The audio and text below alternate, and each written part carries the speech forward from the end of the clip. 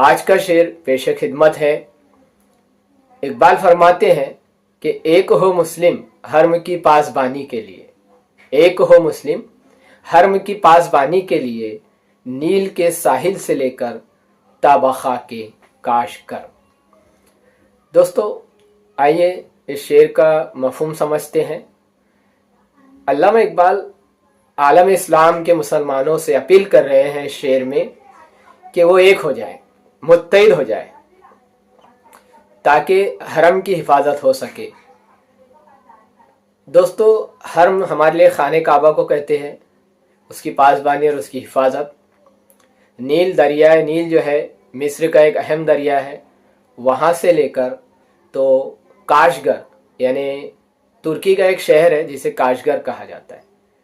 यानी कहने का मतलब ये है कि इस्लाम के जितने भी ममालिक हैं मुसलमानों के, वो सब एक हो जाए, मुत्तहिद हो जाए।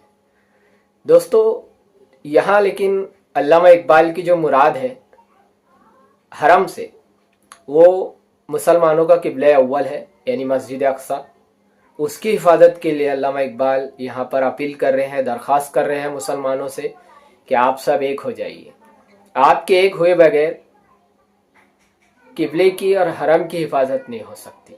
दोस्तों अब आप कहेंगे कि ये कैसे मुमकिन है? अल्लामा इकबाल का इंतकाल तो 1938 में हो गया, जबकि इसराइल कायम हो रहा है फ़लस्तीन के अंदर 1948 में। तो मैं आपको बता दूं कि अल्लामा इकबाल का गहरा मुताल्ला था, स्टडी थी उनको। उस वक्त के जो हालात उथल पुथल हो रहे थे, यूरोप की सियासत पर उनकी गहरी नज़र थी। वो देख रहे थे कि मुसलमान जो है आपस में अपनी ही खिलाफत को तोड़ने के लिए दुश्मनों का साथ दे रहे हैं। अलग अलग नस्ल की बुनियाद पर, रंग की बुनियाद पर, इलाकाइयत के एतबार से टुकड़े टुकड़े हो रहे हैं।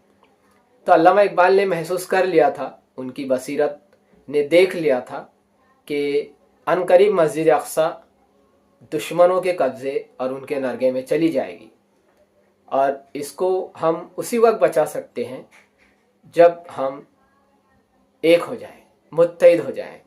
अगर हम आपस में लड़ते रहे और बढ़ते रहे तो मस्जिद अक्सा की हम कभी भी हिफाजत नहीं कर पाएंगे।